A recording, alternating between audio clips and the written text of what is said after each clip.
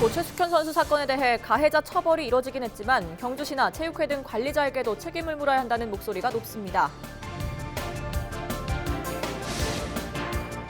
최숙현 선수 가해자 중 한 명으로 지목된 팀 닥터는 행방을 감춘 채 의혹만 커지고 있습니다.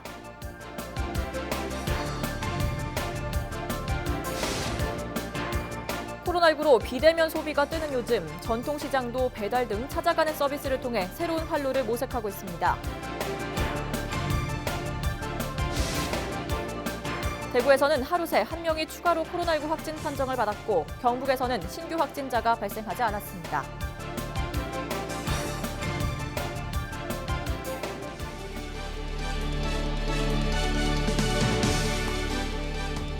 여러분 안녕하십니까? 헬로티비 뉴스 대구 경북입니다. 대한철인 3종협회가 고 최숙현 선수에게 가혹 행위를 한 당사자로 지목된 감독과 주장 선수를 영구 제명했죠.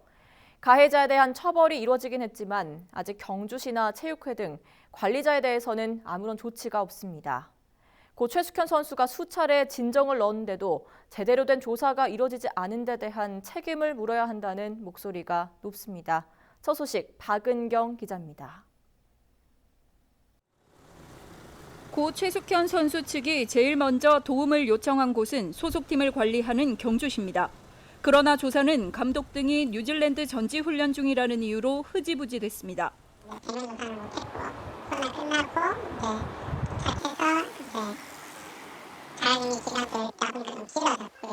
그 중간에 최숙현 선수 측 쪽에서 여기는 재판에 고소를 하셔서 선수단을 운영한 지 7년이 넘었지만 팀닥터라는 존재는 파악조차 못했습니다.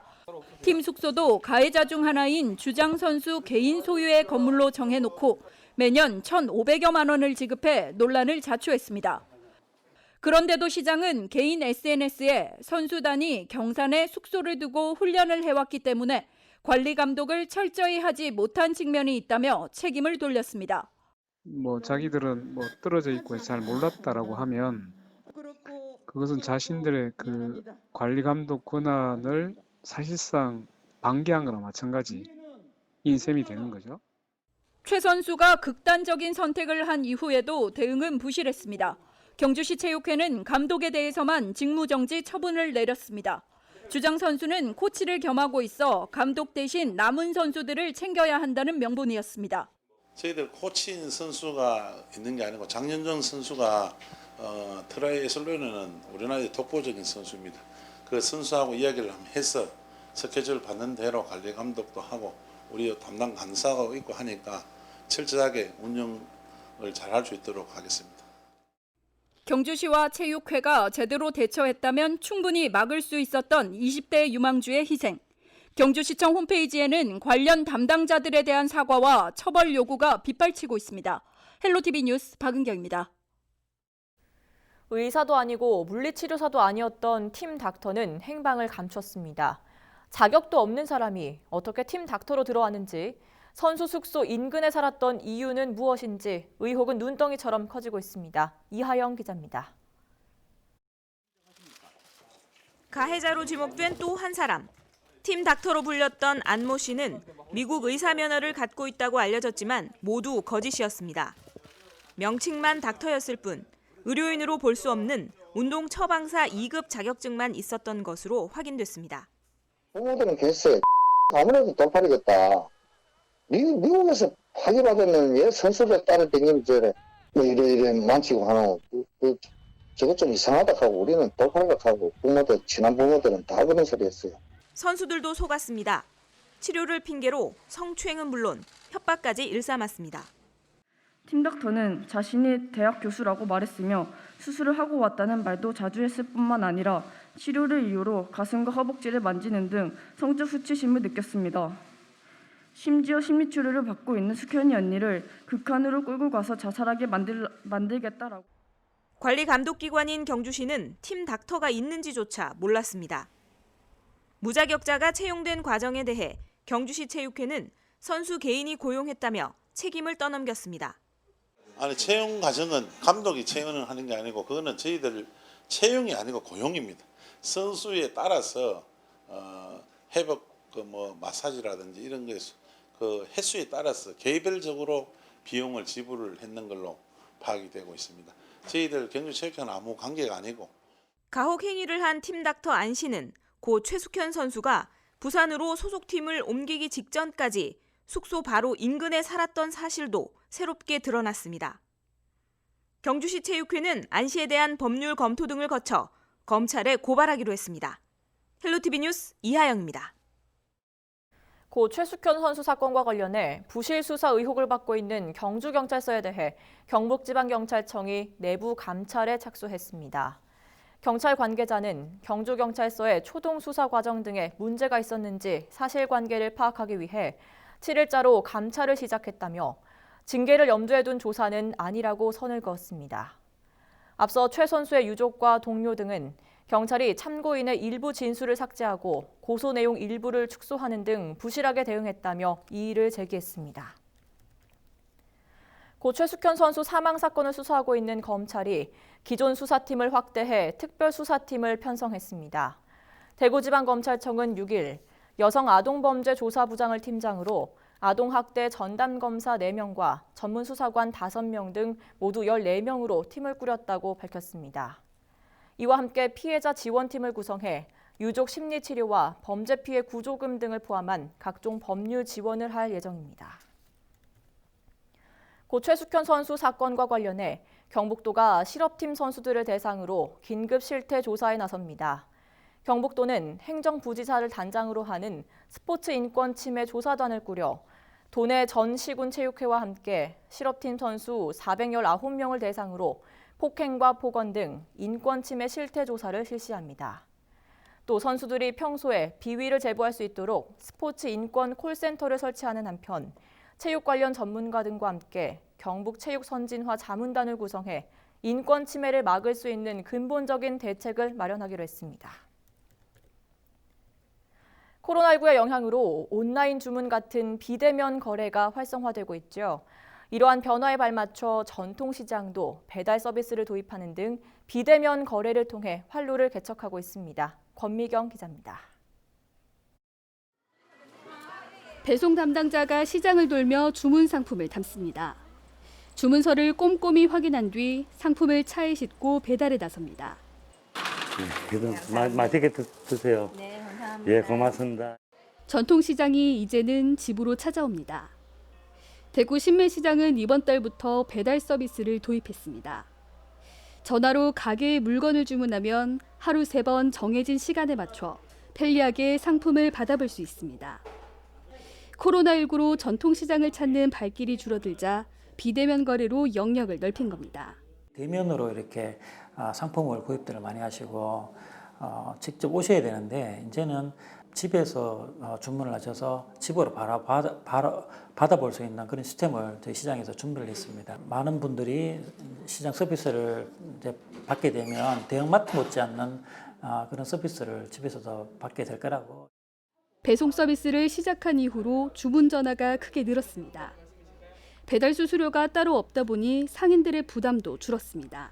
손님들도 신선한 제품을 받아볼 수 있고 이래서 굉장히 좋아하시더라고요. 전화 주문이 굉장히 많이 왔어요. 그래서 제가 시작한 며칠 안 됐는데도 지금 배송을 많이 했어요. 코로나19로 비대면 소비가 뜨는 요즘 전통시장도 찾아가는 서비스를 통해 새로운 활로를 모색하고 있습니다. 헬로티비 뉴스 권미경입니다. 하루 새 대구에서 추가로 1명이 코로나19 확진 판정을 받았습니다. 대구적 신규 확진자는 지난 5일 페루에서 입국했으며 동대구역 도보 이동형 검사를 통해 양성 판정을 받았습니다. 한편 경북에서는 신규 확진자가 발생하지 않았습니다. 공적 마스크 제도가 폐지되고 시장 공급 체계로 전환됩니다. 식약처는 마스크 수급이 안정됨에 따라 공적 공급을 폐지하는 내용의 긴급 수정 조치를 12일부터 시행한다고 밝혔습니다. 12일부터는 약국이나 편의점, 온라인 등 다양한 판매처에서 수량 제한 없이 자유롭게 구매할 수 있습니다.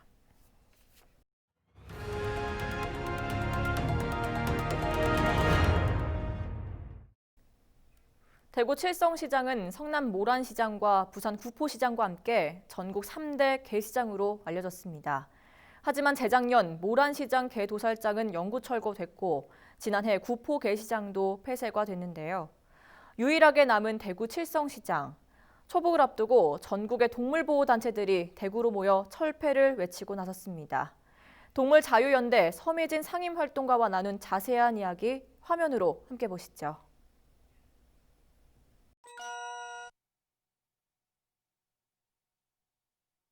네, 지금 대구는 잘 아시다시피 그 성남 모란 그리고 부산 구포 그리고 대구 칠성까지 전국 주요 3대 게시장으로 네, 소위 불리고 있고요. 그래서 지금 성남 모란 같은 경우에는 이미 2018년에 그 모든 도살장이 마침내 다 철거가 되었고 부산 구포도 이제 작년 7월에 아예 모든 그 게시장이 전폐역되었습니다. 그래서 지금 대구 칠성 하나 남은 상태로 지금 철폐를 저희들이 촉구를 하기 위해서 네, 모였습니다.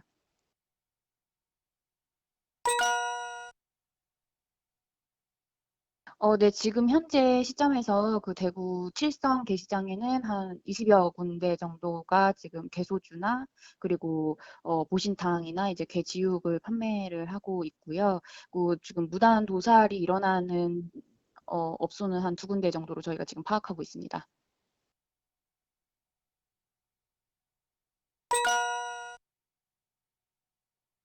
근데 보통은 이제 시장에서 개를 이제 개가 보통 이제 그 시장 거리에 이제 뜬장이 있어요. 그래서 그 뜬장에서 거의 이제 짐짝처럼 구겨지다시피 해서 이게 그렇게 개들을 데리고 있고요. 그래서 이제 그 이후에 이제 도살이 이루어지게 되면은 이제 거기서 개들을 한 마리씩 꺼내서 예, 도살을 하는 그런 형태로 이제 운영이 되고 있습니다. 네, 사실은 되게 과정이 힘들었고요. 실제로 수년에 걸쳐서 부산 구포시장 상인회 쪽과 그리고 동물보호단체 그리고 부산 북구청 이렇게 세 개가 모여서 이제 계속 그 논의를 이어갔고요. 그래서 마침내 이제 그 폐쇄하는 쪽으로 이제 사회적 흐름이 이제 게시장이라든지 그런 게시경 관련된 산업은 점점 이제 사회화 추세이다 보니까 이제 서로 다 이제 거기에 뜻을 모아서 이제 전폐업하는 쪽으로 네, 의견이 모아지고 실제 폐업까지 이르게 되었고요. 그래서 이 과정들이 사실은 이제 서로가 조금 자발적으로 이렇게 모여서 이 폐업이라는 그 결론까지 이르게 됐다는 게 이제 조금 의의가 있었던 과정이었던 것 같습니다. 네, 사실은 그 실제로 작년 7월 19일에 그 권현진 그 대구시장이 직접 이제 말씀을 하셨던 게 그 개식용 문제가 시대적 흐름에 맞지 않고 이제 개 도살장이 대구 도심에 위치해 있어서 정서적으로 맞지 않는 부분이 있다면서 이제 뭐 상인들의 생업 대책을 포함한 다양한 방법들을 찾아야 한다고 이제 말씀하신 부분이 있으십니다. 근데 지금 1년이 지난 지금까지도 아직까지 이제 강간무소식이기 때문에 사실은 이런 논의들이 실제로 이루어졌는지 그 시장님의 발언 이후에 이런 논의들이 조금 순차적으로 이루어졌는지가 사실 좀 알 수 없는 부분인 거죠, 지금. 이미 다들 아시다시피 개식용 산업이라는 것 자체가 이미 사양화 길에 들어선 상태입니다. 그래서 이거는 모든 이제 국민들이 여기에 이제 공감을 하고 계시고 이제 여러 동물보호단체가 이제 매년 그 시민 인식 조사를 하는데 그 조사 결과들을 봐도 이제 굉장히 자명한 사실이고요. 이미 사양화를 걷고 있기 때문에 사실은 이게 네, 뭐 근본적인 이유라고 해도 이제 과언이 아닐 것 같습니다. 이런 부분들이.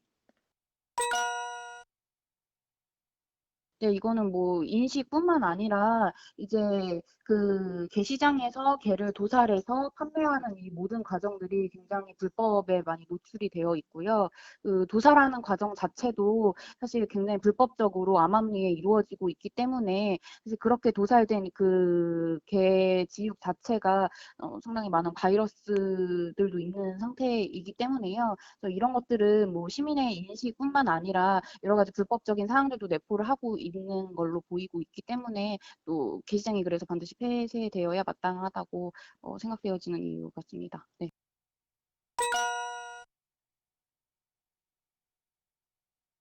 네, 저희가 지금 어제 기자회견 시작해서 지금 8월 15일 이제 말복까지 그 단체들이 그 대구시청 앞에서 1인 시위를 할 예정이고요. 지금 또 그거랑 더불어서 시민들한테 대구 칠성 게시장 폐쇄를 촉구하는 시민 서명을 받고 있어요. 그래서 그게 이제 취합이 되면 저희가 이제 1인 시위 마지막 날 대구시청에 직접 그 시민들의 목소리를 같이 전달할 예정이라 시민분들 많은 관심 부탁드립니다. 지방대 위기는 어제 오늘 일이 아니죠. 학생 수가 점점 줄면서 지방대는 재정난에 허덕이고 급기야 문을 닫는 곳도 늘고 있습니다. 이대로 가다가는 3년 안에 지방대학교의 절반이 사라질 것이라는 우려도 나오는데요. 벼랑 끝에 선 지방대학교 김선화 기자가 취재했습니다. 학생들의 인권으로 학교를 운영하기에는 어렵습니다. 선택이 가능하다면 인서울 쪽으로 하지 않을까.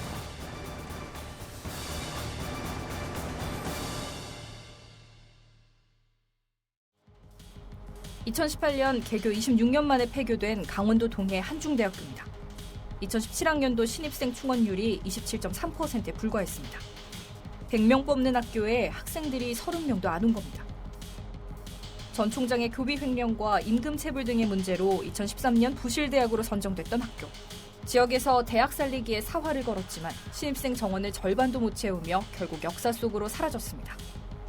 전북 남원 서남대와 경북 경산의 대구외대도 부실대학으로 선정돼 폐교됐습니다.